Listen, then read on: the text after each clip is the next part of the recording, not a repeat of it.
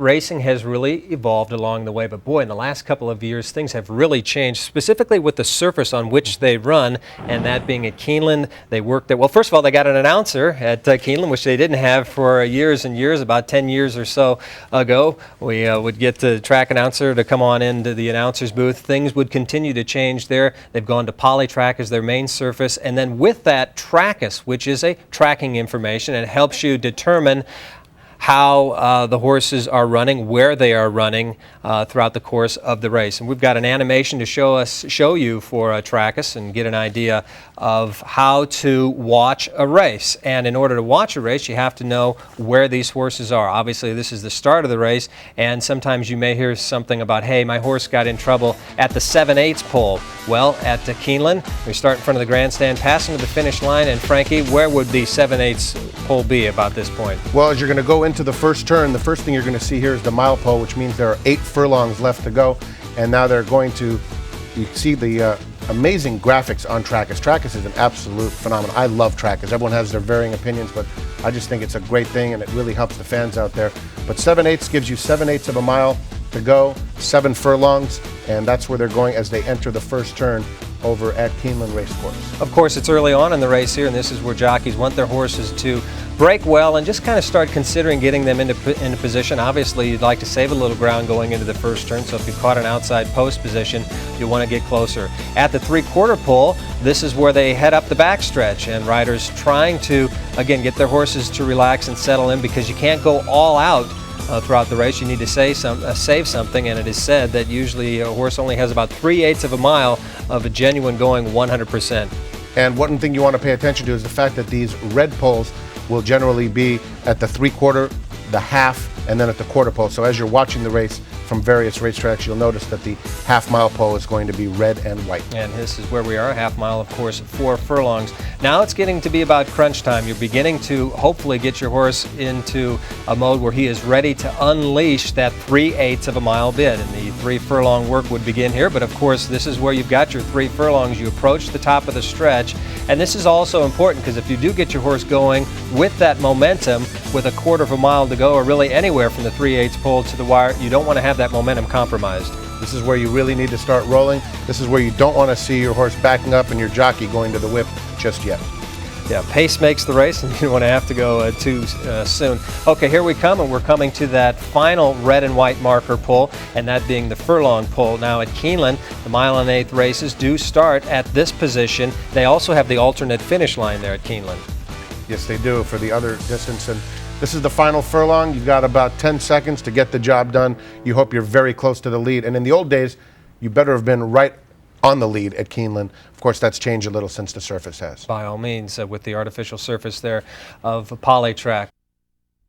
When we handicap a race or consider what the race may play out as track announcers, we kind of have to figure out where certain horses would be in advance. And let's look at a race right now to kind of talk about the 3 primary running styles. So a running style is a manner in which you would watch a race. There are the front runners, the horses that maybe push the pace. There's the mid-pack horses, closers. Here's a look at it. Front runners and stalkers, they're going to be up towards the front. Obviously, mid-pack and closer. This is a replay of the Mervyn LeRoy. Frank, in watching a race, we're watching not only the horses and their action, but the riders as well.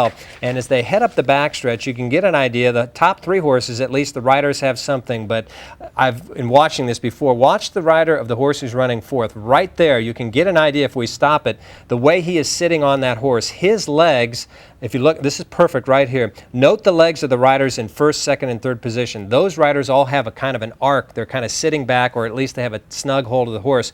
The rider of the 6th horse, who's currently fourth, Frank, his legs are almost straight up and down, and soon you'll actually kind of start to see him push a little bit. And as an announcer, and the way we watch races, we know that's a horse that might not have anything when the real running begins. And look at the horse at the back of the pack, Surf Cat. He's going to be your eventual winner.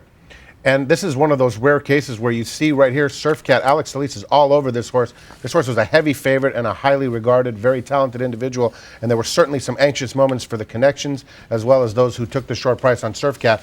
But once he kicked into gear he was just one of those horses that really was against the norm. I think that when you're watching early on, you think he might have a tough time, and suddenly it's lights out for this group. And he would get, obviously, a very good trip. So keep in mind, the horses, the front runners, were up there doing their thing, and the eventual winner comes from the back of the pack. So he got a good pace to run into. That is a challenge on the front end. The leader didn't get away easily. You can get the idea that the horse at the rail, currently second, if he wasn't pressured, he might have been able to hold off or repel Surf Cat, although it's hard to imagine that the way Surf Cat just did storm from off the pace and come on and get the win. It's interesting in that race, Frank, Surf Cat winning in that manner. When he has gone in races where he has run a longer race, he is pushed into position earlier. When he has moved earlier, he's been able to actually get the win. His follow-up race was at a shorter distance. He came rolling, but he came rolling too late. Yes, exactly. And Surf Cat is a very talented individual, and it's very rare that you're going to see a horse that can excel at both sprints as well as in route. Spectacular Bit, of course, was one who was an amazing horse that could run from 7/8 of a mile to a mile and a quarter, where he set a world record. But Surf Cat is one of those horses where he has an explosive kick in those sprint races when he's been kind of way back out of it, and his comeback recently was a very effective one. It was an unfortunate loss for him, but it was a good sign that he came back running so well. But in the Mervyn Leroy last year, it was a race where there was a lot of concern, I think, in the early stages as to what he was going to deliver, and he has proven that once he gets going, you better look out. Okay, so there are front runners, there are stalkers, and there are closers, if you kind of had to categorize it into three different groups of the running styles of horses. And again, the follow-up race for Surf Cat would be at a 7-furlong race, and he would again come closing very strongly, but he would run out of ground with that late bid from off the pace. And so what we've done is we've taken a look at that daily racing form past performance. Here's a grand look at the page. The 7th at Del Mar was the Sorrento, and we'll kind of get in closer on that. This is basically a brief look at the race heading, giving you the race number, race 7, the distance of the race, 6.5 furlongs. It's the Sorrento, grain 3. Restrictions, well, it's for 2-year-old fillies, and the distance of the race is highlighted there at 6.5 furlongs. So that's a quick overview of the type of a race and the type of runners that will run in the race. Now, breaking it down further, at the top of the past performances, the first horse we'll see is the one-horse Princess Susan M. And within this, we see the owner line, Gerson Racing, in bold type Pedroza, M.A. That's Martin Pedroza. I don't know his middle initial. Also gives their rate for at the meet. He's got 6 wins of 46 starts and a 13% win rate. And then also his numbers for the year, also a 13% win rate, 61 wins with some 460 mounts. Let's go to the middle of the past performance, break it down. Here's some useful pedigree information. B, F2, that's a Bay Filly 2. In parenthesis, it's May. That's the month this one was foaled. OBS March, that's the sale this one came out of. Also the sale price. You've got in the pedigree information, the sire, the purchase or the price of that said stallion. You've also got information on the bottom side of the pedigree, that being the mare or the female line. Here's a look at the record. Well, Princess Susan M. has 2 starts with 1 win, no seconds or thirds. You can see the lifetime earnings of some $26,400. If this was an older horse, of course, we would have more wins and places and increased money, we would hope. On the right side, you've got information how this horse has performed over a particular surface, wet, synthetic, turf, and at a specific distance. And let's see, what else do we have there? On the left, oh yeah, L and 117. L stands for the medication this one ran on, butazolidine, or in this case, furosemide, referred to as Lasix, and the 117 is the weight that was assigned to the horse, not necessarily the weight that was carried, but the weight assigned to that 2-year-old filly.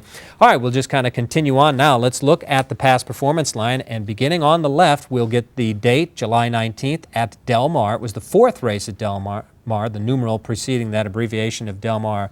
The distance was 5.5 furlongs. The icon to the right of that 5.5 is a inside of a diamond, and that stands for artificial surface or a synthetic surface. The next line that we will see right here will give you the running order of this horse, where it was in a particular point of call throughout the race, and it will begin with a 71, that's the buyer's speed number. That's the standalone number that the racing form furnishes in a buyer number. The first 3 is that this horse came from post 3. The second 3 is at the break. Right from the break, this horse was 3rd, followed up by 2 1/2. So at the first quarter, 2 1/2, second by 1/2 a length. The next is 2 by a head, so that would be at the half-mile pole. This horse was second, just a head off the lead.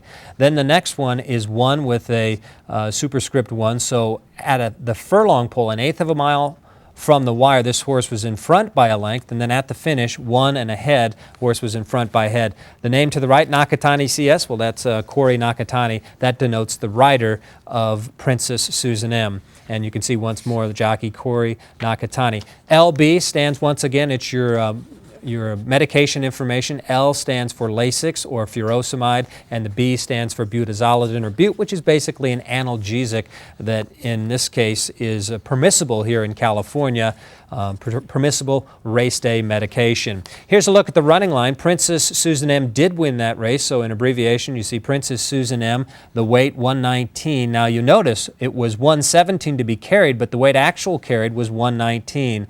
I think it was Lamina, the horse that ran second. There you can see the weight carried and the margin behind Princess Princess Susan M, which I believe is 2 1/4, if my eyes can, I can believe my eyes. Then Run for the Money Baby finished third, and again the weight 120, and I believe it's 3 1/2. There's the comment: dual, led, held, game, and the number on the far right, the 7, that's the number of horses that were in the race. So there's a look at the comment line on the past performance. Now, if you go to the left, you might see it's not highlighted, but to the left of where you see the highlighted box, on the left you'll see a couple of dashes, and then further to the left you'll see 8.00. Those are the closing odds. 8-1 were the off odds of Princess Susan M. Take a deep breath. Let's have a look at the works. Here's a look at where this horse has been working. The morning drills that are timed by the clocker on August 3rd at Del Mar. And again, you get that icon for artificial surface. The distance of the work was 5 furlong. The condition of the surface was fast, as opposed to be fast, muddy, sloppy, or otherwise. There's the time, 1 minute 2 2/5. Thoroughbreds are timed in fifths of second. So 2/5 of a second, and then you'll see 30 slash, I think that's a 63. So it was the 30th fastest of 63 that worked that specific distance of 5/8 of a mile. And then to the right, you'll see another work. Abbreviation there is SLR, which is San Luis Rey Downs. So again, depending on the work of the racetrack or the training center, you will get that published information. So kind of a quick crash course on the past performances. Here's the trainer line and some information that Daily Racing Form does provide. Furnishes is the word I'm looking for here, and that is how this trainer does with 2-year-olds in their first start. Well, of a sampling of 52, this particular trainer has a 25% win rate. That's awfully good. Then there's the horse's effort record over a synthetic surface. You'll see additional information. This is for trainer Peter Miller, horses that have won in their last start. Of the 47 sampling, 30%, so a good number. And Peter Miller is having a heck of a meet there at Del Mar. I believe he is at the top of the standings, or within the top 3 to be sure. And his record at the sprint distance of that sampling of 180, 21 wins. And then there's additional information: return on investment, $2.25 for each $2 wager. And then you can see it. Graded Stakes does close that out, a 7% record in Graded Stakes company. And finally, regarding interesting data, the J/T is jockey/trainer, and this is something that is oh so important. I think it's one of the paramount things to consider when handicapping, is that combination of both jockey and trainer. And it was Martin Pedroza for trainer Peter Miller, and they have a 17% win rate at the meet, and then it shows that same breakdown for the year, 18%. And if you're a winning trainer, of course, those numbers are always going to be pretty high, but it's awfully good to know your trainer-jockey combinations. If a trainer typically uses one rider with success and then doesn't have that rider riding for him, that might be a tip of the hand that that horse might not necessarily be primed for a win. Conversely, a jockey that might not ordinarily ride for a trainer who's a top rider, and this trainer doesn't ordinarily get top riders, then that's something to consider as well. Now, let's have a little look at the emails that you may have sent in here, and my laptop has gone into a sleep mode, so it'll pretty much be useless for me, but we do have some that are already queued up in graphics. What factors determine when horses are coupled in a race? Why are they almost always assigned the numbers 1 and 1A? Does this affect their post position at the start of the race? Are they the first 2 horses loaded and nearest to the rail. Ken in Baltimore. Here's an answer to your question, and no, they are not. Even though when you look at the program, it'll show 1 and 1A as the numbers descend down. But at entry time, when the field is drawn, when the horses are drawn, they're basically put in kind of a Yahtzee bottle. The pills assigned to each horse are put in there. So let's say it's a 10-horse gate. The gate only holds 10 horses. If there's an entry in the race, you would load up 10 pills, but in addition to the number 1, you'd have the 1A. And whatever, when that bottle is tipped and you reach in and you pull one out, you might pull the number 1 pill, and that not necessarily is going to be the post position, because when you're pulling that pill, you're also pulling an entry form, and whatever form you pull, whatever horse's name is on there, then whatever pill you have drawn will determine post position, not the program number. You asked what determines if there is in fact an entry. Well, it can be a common owner or a common trainer. In general, that will determine that. So if you have an owner that has 2 horses, those horses would run coupled as 1 and 1A. If you had 3 horses, it would generally be 1, 1A, maybe 1X or 1I. I have yet to see any uniformity in that.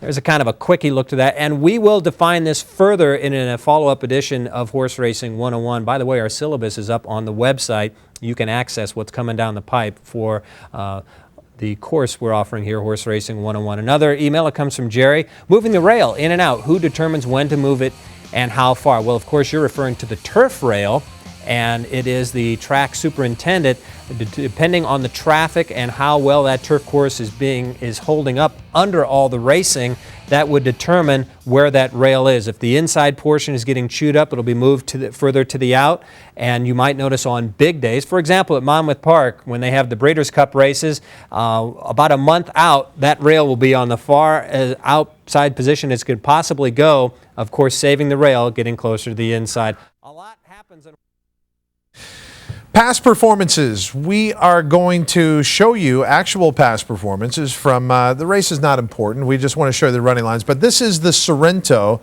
last week, and they are going 6.5 furlongs. You see in the upper left-hand corner, Dave, where the 7 is. By the way, that's the race number. A lot of people, Yes. a lot of people don't pay attention to this part of the past performance, which is the condition. I agree. This is where you should definitely put a lot of time. Find out what type of race it is. Obviously, this is a stakes race. 6.5 furlongs is the distance. It's for 2-year-old fillies. A stakes race is pretty straightforward, but when you get into conditions, say allowance company, as Dave said, N1X, non-winners other than, it'll tell you the exceptions within there. We see that the first horse here, the 1, you also see under the 1 is the Saddle Towel Red, so you know where to follow, is Right. Princess Susan M. You have the owner, Gerson Racing, and then they also list the silks for you, red, black V-sash, black Which bars is on.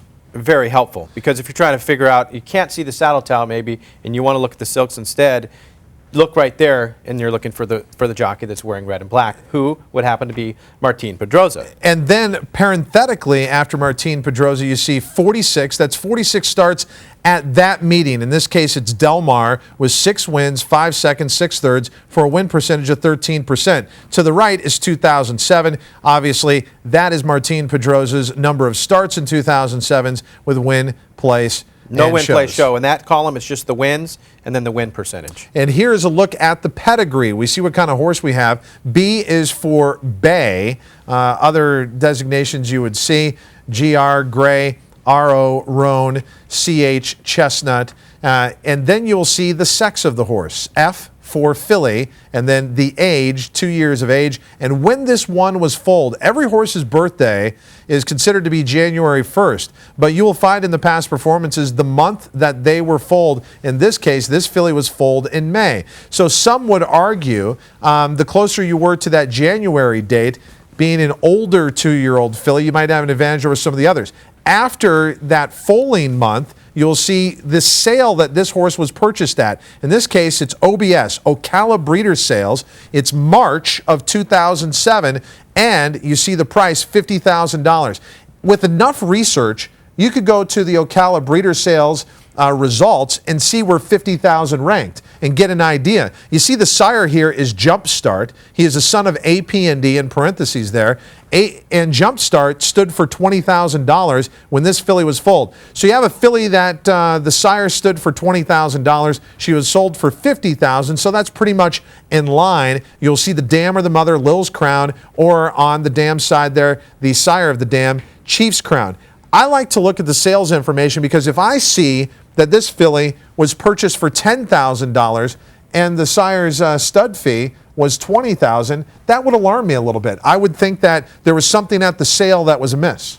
I think you're going to answer this question Go ahead. the same way I would. Looking at this screen right here, what's the most important word or important piece of information to you? The trainer's win percentage? No. The state in which the horse was bred, to me. You're looking at the breeder, Mr. and Mrs. Joel Carino, bred in Florida. Right. To me, that's what I'm looking for when I'm looking in this box. Is it a Kentucky bred? Is it an Ohio bred? Is it a Florida let bred? me ask you this, because we get this phenomenon in California once in a while. You will get an open stakes race. In other words, a race that is not restricted to horses bred in California. But you will get this phenomenon where, let's say in a field of 8, 6 of the horses are Cal breds, 1 is a Kentucky bred, and the other is a Florida bred. Would you automatically look at it and say, okay, Kentucky bred, Florida bred have the advantage. They're essentially getting to run in a California bred race? Not necessarily. Really? And I do a lot of Evangeline racing here at night too, and they have those races where there's, 8 out of 9 are Louisiana breds, but it shows as an open race, and the next time out they'll be dropping in against straight Louisiana breds, and it's like, this is a class drop? Not really, because last time, even though it was considered an open race, almost every horse in the field, and sometimes all the horses in the field, are Louisiana bred. So in those states like Louisiana, the difference between open company and state bred company isn't really that big. But would you say that there are breeding programs that have huge edges over others? I mean, obviously Kentucky leads the way. But I don't think Kentucky, Florida, and California are all that far apart. I mean, I think the California bred program is very strong. So That would be a very fair statement. Let's go back to that same section in the past performance lines then. So we've gotten through the pedigree, and now we look at the breeder. You can see Mr. and Mrs. Joel Carino, as you said. This one was bred in Florida. The trainer is Peter Miller. And just like when you look at the stats for the rider, you can see here, we see the stats for the meeting at Del Mar. Peter Miller, 20 starts, 7 wins, a second and 2/3 with a win percentage of 35%. And then the overall percentage for Peter Miller on the year. I like to compare those two because with a short meet at Del Mar, when you look at Peter Miller, 35% and then 18% on the year, that puts in perspective how strong his barn is. right, and when you look at he has 7 wins already and he only had, let's say, 20 wins on the year, he's having a phenomenal meet. Sometimes you'll see a trainer that's 24% on the year, 6% at the meet. He's not going that well, and that's a good way to get a gauge on how hot they are.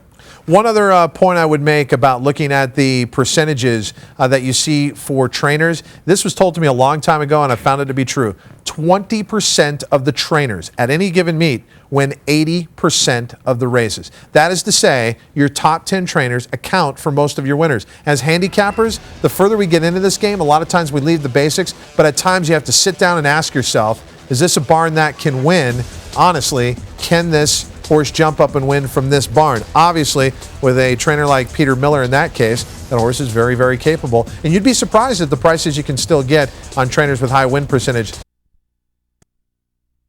Looking at the record of a horse, it's something I always take into consideration in relationship to the conditions. If you get a race where a horse has wins that, well, according to the conditions, essentially don't count, and that's why they're eligible for the race, I still think they have an advantage if they have multiple wins versus a horse who has 1 win. In this case, the Sorrento, you see lifetime record there, 2 starts with a win, a second, a third. Earnings, $26,800. Record in 2006, record at Del Mar. We should point out to the left of the capsulation there of the record is L and 117. The large L there is the denotation for Lasix. The weight, 117, is what they'll be carrying today. And you will also see on the far right of the earnings, Dave, the number 71 all the way down there. And what does that mean? That is the career best buyer that a horse has achieved in the career column. in the yearly column, it would be the best buyer that horse has accomplished for that particular season. Now, these are 2-year-olds, so we're only going to see what's happened this year, and what's happened lifetime is going to be the same. On the synthetic surfaces, that's the record. This horse obviously has participated only at Hollywood Park and or Del Mar, because both lifetime starts have been on a synthetic surface. Okay, you also see their record and on a wet track, the turf, and there's a number next to it called the Tomlinson number. Essentially, the higher the number, the more capable they are on that type of surface, be it turf or a wet track. Okay, this is really the most important part of the past performance lines. It is the running line starting way over on the left. You see their most recent start, July 19th, obviously of 2007, and then 4 DMR, 4 being the race that they ran in that day, and then they will also have, they will encapsulate the track that they ran at DMR, standing for Del Mar. Right, and then you're going to have the fractions of the race. Opening quarter, 22 and 4. Half mile time, 47 and 1. 5 furlongs in a minute flat. The 5.5 furlong final time, 106 and 3. Okay, and all those fractions belong to the horse who was leading at that point. The quarter mile time, 22 and 4, could have been set by a horse that got to the lead and then finished last. Same with the half mile and the minute, the 5/8 mile there, and then the 106 and 3. Now, in quarter horse racing, when you look in the night lines, aren't you seeing the fractions of your horse? Only the final time. Only in the a final. quarter horse race, it'll show the winner's time and your horse's time. Now, also look in the F with the circle, indicates that it's a race restricted to fillies. Next to that, maiden, and if it has an amount, that means it's a claiming race. So maiden, $85,000. That was the amount that she was entered for. But in parentheses, it says $100,000 to $85,000. So essentially, it was a $100,000 claiming race, where you could be entered anywhere between 85 and 100. That's letting you know that she was actually entered at the lowest level of that range. And the A with the diamond there just before the fractions of the race tells you that it's an artificial racing surface. As Dave pointed out, you see the synthetic track record, and that's something we have now, because like at Evangeline, you have a conventional dirt surface. When you see past performances for horses who ran at Evangeline, you won't see the A inside the diamond, because this is a conventional dirt surface.